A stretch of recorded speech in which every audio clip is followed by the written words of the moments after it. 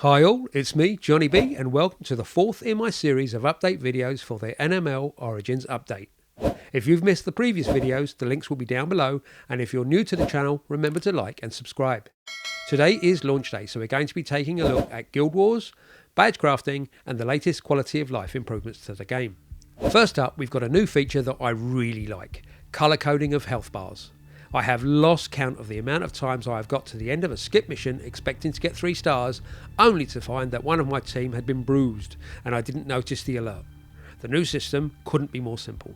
Green represents full health, yellow signifies a bruise, orange alerts you that you have been injured, and red is for heavy injury. This change is cosmetic only and does not have any effect on Tara's healing capabilities or medkit usage. As ever with this update, there has been some fine-tuning of Guild Wars beta, mainly concerning matchmaking. One big change that will please a lot of people is that you can now only face the same opponent once per war.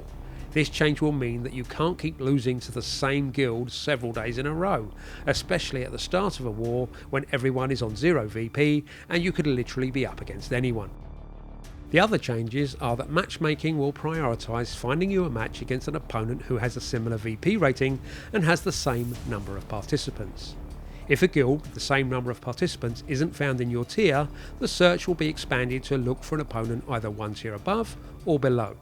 If the matchmaking still fails to find you an opponent, your guild will receive a match against an AI opponent.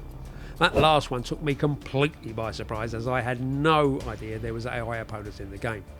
Obviously we don't control our own teams in PvP missions, and walkers are computer generated, so technically every match we play is against AI, but the fact that there are AI guilds in Guild Wars was a shock.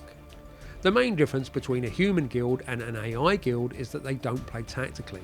In theory, they are easier to beat because their score is already set at the beginning of the battle, and so they will not dig deeper and take on harder missions if they are falling behind. They will also not appear in any league tables. Potentially there are clues to whether a guild opponent is AI, as often their PvP players will be outpost defender types like Dwight, Merle, Negan and Carl. Finally, I want to talk about the controversial new change to badge crafting. To say this has met with a mixed response would be an understatement. For lots of us, the mystery had been taken out of crafting, as the badge patterns and recipes for switching to the 6 damage reduction cycle had been shared in the JZ strategy compendium. If you haven't found that already, you should definitely check it out in the forums. In some ways it has levelled the playing field a bit, but I for one am very happy with the change for one main reason: the removal of flat level badges. Who amongst us hasn't got a gold rarity badge with a flat damage in the 500s? Well, that's great at lower levels. If you've got a level 27 player that already dishes out 10,000 damage, it doesn't really help, whereas a badge with even a 20% boost will get you an extra 2,000. Certain aspects of crafting will still be random, such as position, shape, values and bonus types, and for now it is not known whether there will be a pattern for us to discover. If a pattern does emerge though, I'll let you know right here on the channel. So for now, it's time to scrap those notepads, tracking the badges you've crafted so you know exactly where you are in the cycle at all times. The recipes for the new system mean that you can craft the exact badge type you want, so no more using up grey fragments and components on critical chance and flat rate badges. If you want my advice, never mix rarity on components and fragments, because even the slightest chance that you will get the lower grade badge is too much for me, considering how long it takes us to collect them. Personally, I only craft blue and gold badges now because anything else is a bit of a waste later in the game. For those of you new to crafting, the quick guide is: Assault and Bruiser classes are defensive, so you want them with 3 damage reduction and 3 health. Shooters and Hunters are offensive, so you want them with 3 damage and 3 crit damage.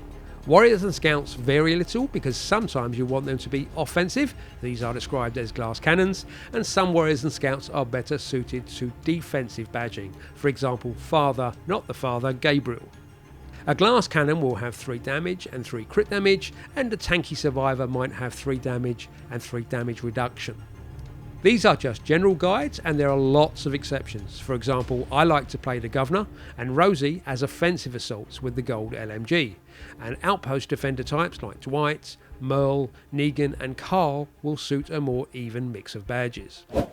As ever, don't forget to like and subscribe and tap the bell so you don't miss any of my latest videos. I post distance walkthroughs every week as I work towards completing the hard mode with 0 losses, and I often post quick walkthroughs of handy techniques to complete weekly challenge missions. That's it from me, Johnny B, so until the next time, bye bye for now.